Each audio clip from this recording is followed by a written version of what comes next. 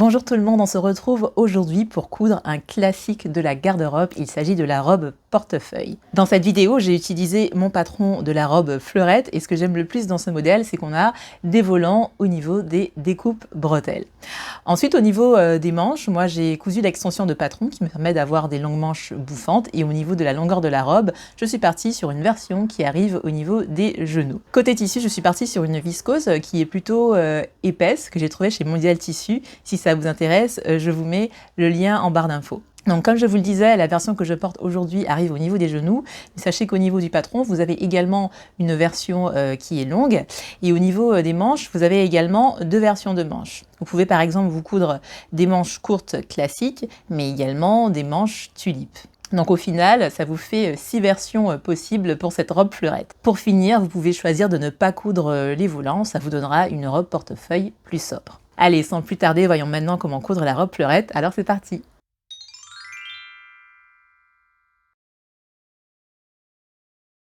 Voici tout d'abord les deux devant-côtés ainsi que les deux dos-côtés. Alors on reconnaît le dos du devant en regardant au niveau des emmanchures. Là vous voyez que j'ai un repère simple qui est au niveau de l'emmanchure du devant-côté. Et au niveau du dos-côté, j'ai un repère qui est double. À ce stade, j'ai également surfilé les épaules de mes 4 pièces. Maintenant, je positionne endroit contre endroit, un dos côté G contre le devant côté D correspondant. En fait, lorsque vous positionnez D et G endroit contre endroit, vous devez faire attention pour que les deux emmanchures soient du même côté. Et ensuite, j'épingle au niveau des épaules.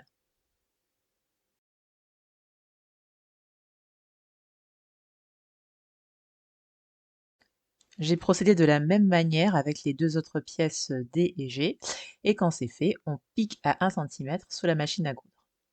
Et ensuite, on n'oublie pas d'écraser les marges de couture. Je prends maintenant le dos milieu F et vous voyez qu'à ce stade, j'ai déjà surfilé les épaules. Je prends maintenant un devant milieu C et je le positionne endroit contre endroit avec le dos milieu pour que la diagonale soit vers le milieu du dos milieu.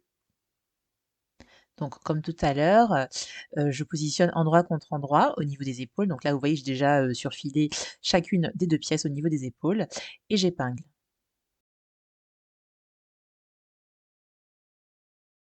Puis j'ai fait la même chose avec l'autre devant milieu C contre l'autre côté, du dos milieu F et sous la machine, on pique à 1 centimètre. Quand c'est fait, on pense bien à écraser les marges de couture au fer.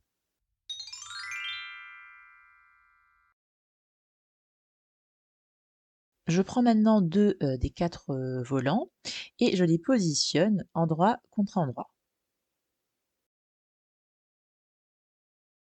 J'épingle ensuite tout le bord extérieur.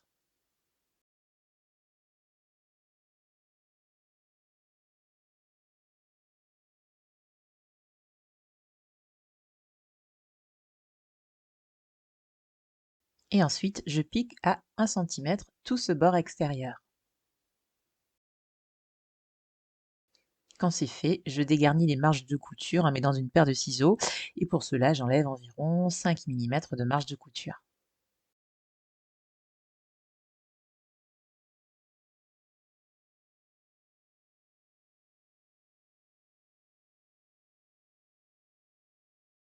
Je peux alors retourner le volant sur l'endroit.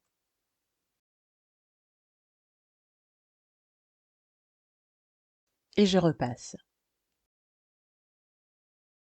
Ensuite, sous la machine à coudre, je fais une surpiqûre à environ 2-3 mm du bord.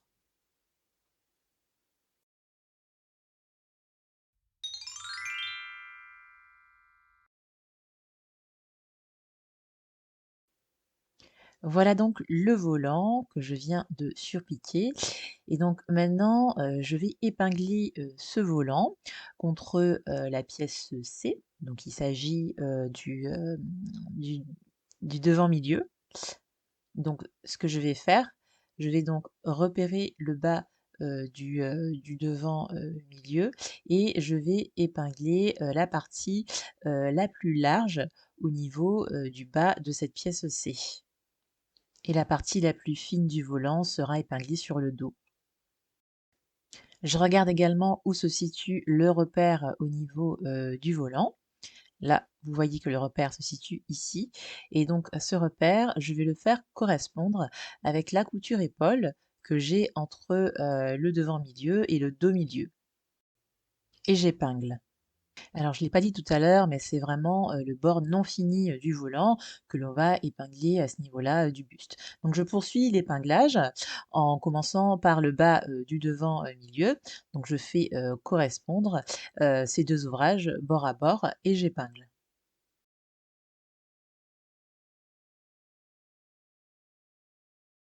Ensuite, pour que le volant épouse mon ouvrage, eh bien, je tire simultanément sur les deux côtés du volant. C'est ce qui va former, entre guillemets, les fronces de ce volant.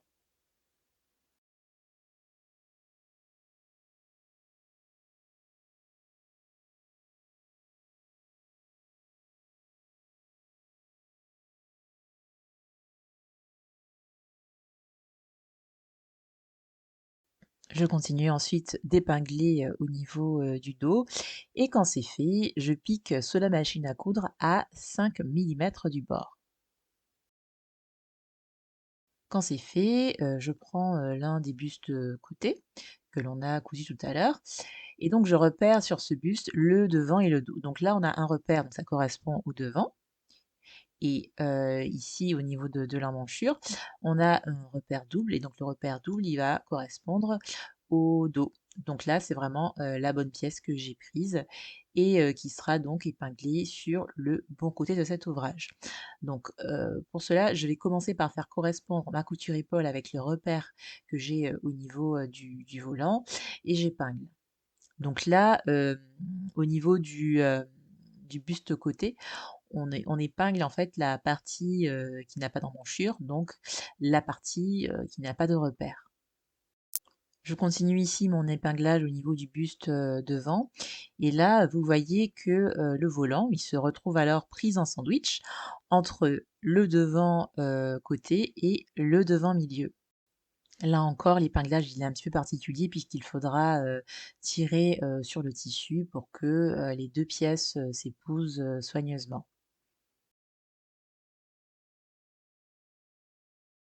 On passe maintenant au niveau du dos et on continue d'épingler, ben, de la même façon que tout à l'heure.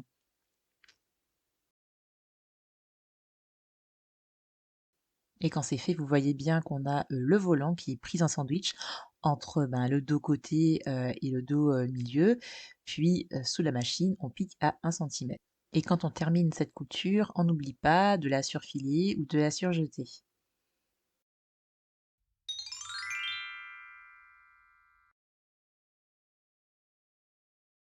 Et voilà ce que l'on obtient. Donc là, j'ai avancé un peu et j'ai vraiment cousu donc les 2 côtés, du buste et j'en ai également profité pour surfiler, le bas, de mon devant en faisant bien en sorte que mon volant, soit, plaqué, vers l'extérieur, du vêtement. Donc j'ai fait ça donc au niveau, des 2 devants, du buste.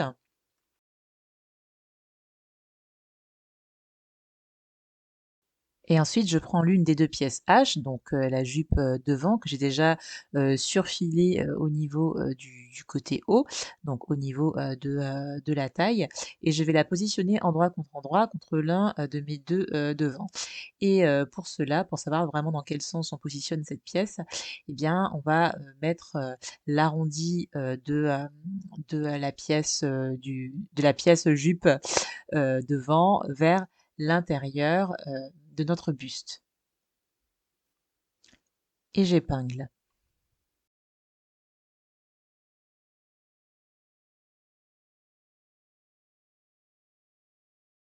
et puis on pique à 1 cm du bord. Donc voilà ce que ça donne après un rapide passage sous la machine et vous voyez que j'en ai profité pour coudre l'autre côté de la robe avec l'autre jupe devant H. Là, je reprends juste le livret d'instructions parce que je trouve que c'est quand même plus clair en illustration pour cette partie-là. Donc là, une fois qu'on a terminé, on a quelque chose qui ressemble un peu à un homard. Et là, vous voyez qu'on a bien la partie arrondie de la jupe qui est vers l'intérieur du vêtement. Donc Donc là maintenant on va coudre la jupe dos au niveau, du dos. Donc on sera plus dans ce sens-là. Donc voilà, je vais prendre, la pièce I et je vais la coudre au niveau, du buste dos. Donc voilà ma jupe, I et là vous voyez que j'ai déjà, surfilé, le haut, de cette jupe, donc il s'agit donc de la taille et je la positionne endroit contre endroit avec mon buste dos et j'épingle. Et là vous voyez que durant, l'épinglage, j'ai déjà, surfilé la base de mon buste dos.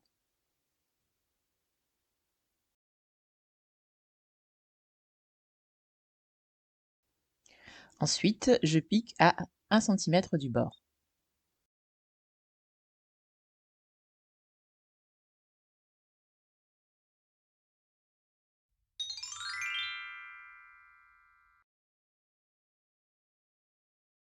Et voilà, j'ai donc cousu ma jupe dos ainsi que mes 2 jupes devant. Alors maintenant, je reprends mon livret d'instructions pour vous montrer un petit peu mieux, ce qu'on va faire maintenant. Alors là, ce que j'ai fait, j'ai, surfilé donc les côtés, de mon, devant et les côtés de mon dos. Donc là, vous voyez qu'on a une petite ligne rouge, donc là, c'est le côté de l'un des devants, là, c'est le côté de l'un des dos, le deuxième côté, du dos que j'ai surfilé et le, 2e côté du devant que j'ai, surfilé. Et donc maintenant, ce qu'on va faire, on va pouvoir, donc positionner endroit, contre endroit, le devant et le dos de la robe. Alors maintenant pour épingler les côtés, vous voyez que j'ai bien positionné ma robe avec, l'encolure qui est, sur ma gauche et donc là, ce que, je vais faire, donc je vais épingler donc, le bord, supérieur, donc ça correspond, bah, au côté, qui est à droite de la robe et je vais laisser une petite ouverture d'environ 3 centimètres lorsque je vais, épingler et cette ouverture, elle sera donc au niveau, de la couture de taille. Donc là, pour symboliser cette ouverture et pour ne pas l'oublier pendant la couture, j'utilise, des épingles, enfin je mets à chaque fois 2 épingles de façon, très rapprochée pour me rappeler qu'il faudra que je m'arrête à ce niveau-là pendant la couture. Ensuite, eh bien, je continue mon épinglage de façon classique. Donc là, je suis, au niveau, du buste et enfin, eh bien, je continue, à épingler au niveau, de la jupe. Quand c'est fait, je pique à 1 centimètre et je pique en 2 fois. Donc une première fois, donc en partant, du bas, de l'emmanchure et pour arriver jusqu'en haut de l'ouverture et une deuxième fois en partant du bas de l'ouverture jusqu'au bas de la jupe.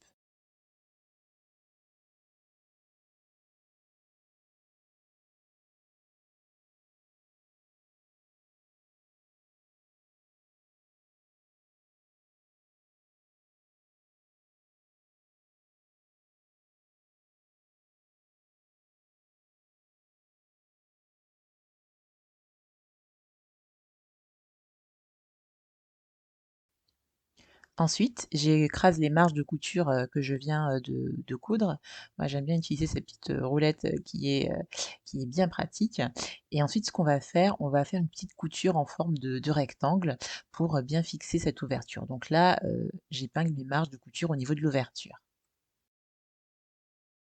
Donc c'est parti, je couds, un rectangle tout autour, de l'ouverture qui est au niveau, de ce côté et cette couture sera à peu près, 3 millimètres du bord de cette ouverture.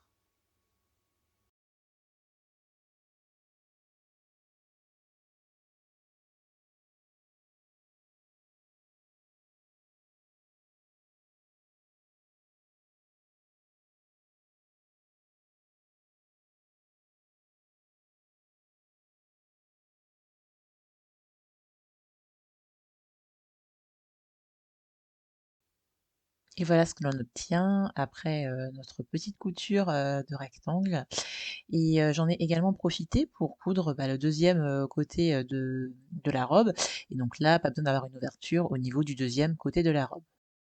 Donc là, je vous montre, on a cousu le côté, droit en laissant une ouverture et là, tout à l'heure, hors caméra, j'ai cousu, le côté gauche et cette fois sans laisser d'ouverture, au niveau, de la taille.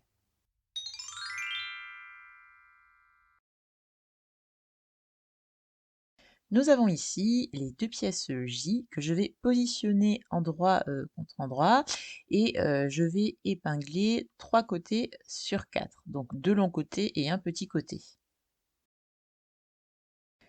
Quand j'ai fini, je pique ces 3 côtés à 1 centimètre du bord. Et voilà ce que l'on obtient. Donc là, j'ai un petit côté que j'ai cousu et j'ai déjà cranté les angles avec mes paires de ciseaux. Et le deuxième côté, souvenez-vous, il n'est pas cousu. Je peux maintenant retourner ce petit tube sur l'endroit et pour cela, moi j'aime bien utiliser un retourne-biais.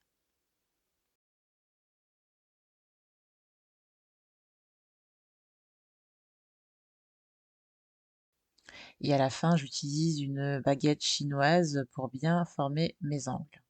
Puis je repasse et je fais une surpiqûre à 3 millimètres du bord. Voilà donc la petite ceinture J qui est terminée et j'en ai également profité pour coudre la grande ceinture K.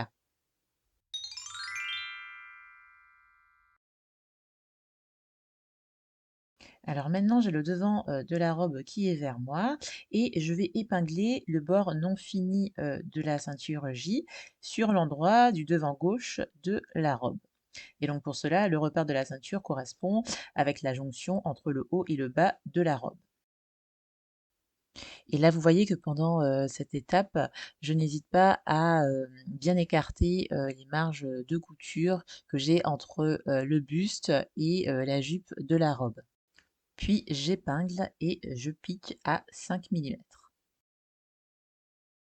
Avant de passer sous la machine, j'en profite pour faire exactement la même chose avec la ceinture longue, donc c'est-à-dire la ceinture K, que je vais épingler cette fois sur le côté droit de la robe. Donc comme tout à l'heure, j'écrase les marges de couture, j'épingle et je piquerai ensuite à 5 millimètres du bord.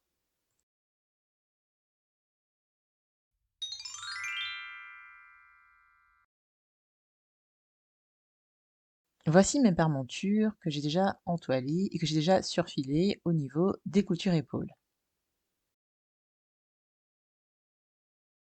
Maintenant, je vais épingler endroit contre endroit mes deux parmentures devant contre ma parmenture dos. Et pour cela, j'aurai la partie verticale de la parmenture devant vers l'intérieur du vêtement. Donc, j'épingle au niveau des épaules.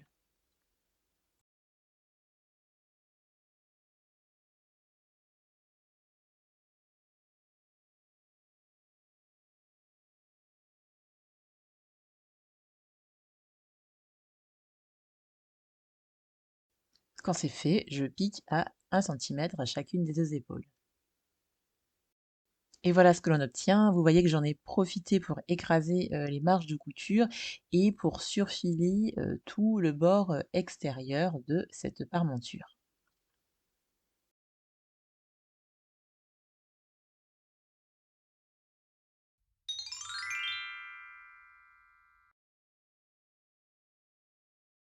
Je vais maintenant épingler la parmenture au niveau de la robe. Donc je prends le bas de la parmenture et je l'épingle au niveau de la taille de la robe. Donc là, je suis sur le côté gauche de la robe et donc je fais correspondre les bords donc du devant milieu avec ceux de la parmenture. Et donc là, vous voyez que la ceinture, elle se retrouve prise en sandwich entre la parmenture et la robe. Et vous voyez aussi que j'ai un bord qui dépasse hein, en haut de la parmenture et c'est tout à fait normal. Et je continue ensuite d'épingler tout le reste de la parmenture. Ensuite, quand j'arrive au niveau de l'épaule, je fais correspondre la couture épaule de la robe avec la couture épaule de la parmenture.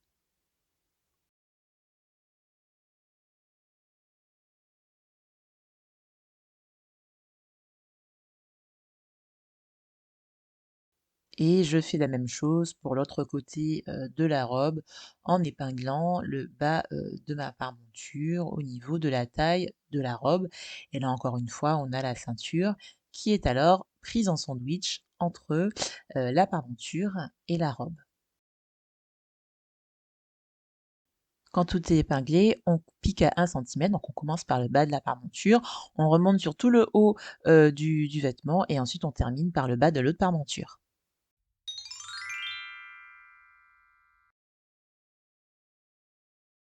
Et voilà ce que cela donne après un rapide passage sous la machine. Donc là, ce que je vais faire, je vais écranter mon angle avec une paire de ciseaux. Ça me permettra d'avoir un joli angle lorsque je retournerai tout ça. Et maintenant, je plie ce bord non fini sur l'envers 2 fois sur 1 cm.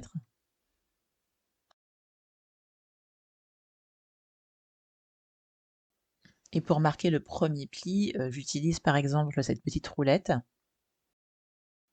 Et je fais ensuite mon second pli de 1 cm vers l'envers du vêtement. J'épingle alors au niveau de la jupe.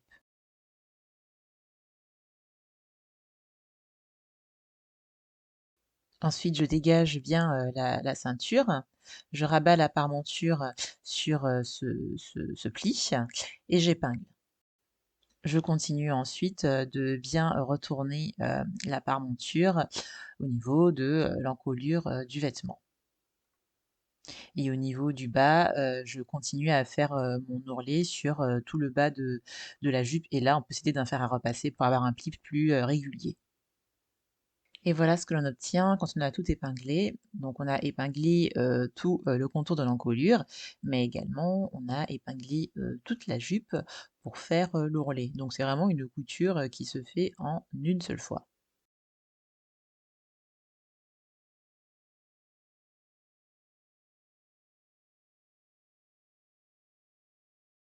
Et quand on passera sous la machine à coudre, on va piquer à environ 8 mm du bord. Et voilà le résultat. Donc vous voyez que c'est une couture qui permet à la fois de fixer la parmenture au vêtement, mais également de coudre l'ourlet de la jupe de cette robe.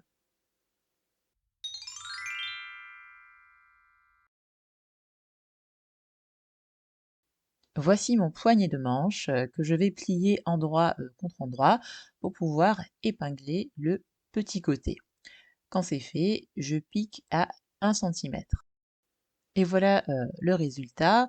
Alors maintenant, je vais donc écraser les marges de couture et ensuite je vais plier ce poignet donc envers contre envers pour que les bords non finis eh bien, se retrouvent bord à bord.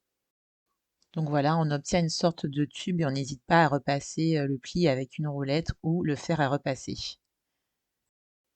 Maintenant, je prends ma manche que j'ai déjà assemblée et j'ai déjà également fait 2 lignes de fronce au niveau du bas de cette manche. Et donc pour pouvoir assembler mon poignet et mon bas de manche, eh bien, je tire sur les fils de fronce. Donc le but, c'est que le bas de la manche soit de la même dimension que le poignet. Donc voilà, on prend notre temps et on forme des fronces harmonieuses. On peut maintenant épingler notre poignée de manche. Donc pour cela, on repère la couture que l'on a donc au niveau de la manche et on va la faire correspondre avec la couture du poignet. Et donc là, vous voyez qu'on fait correspondre les bords non finis du poignet avec le bas de la manche. Et on épingle.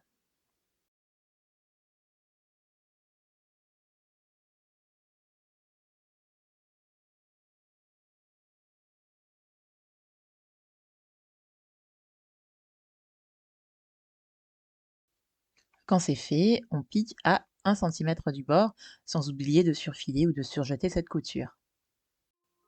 Et voilà ce que l'on obtient. Maintenant, il ne reste plus qu'à enlever les fils de fronce et à coudre cette manche sur notre robe.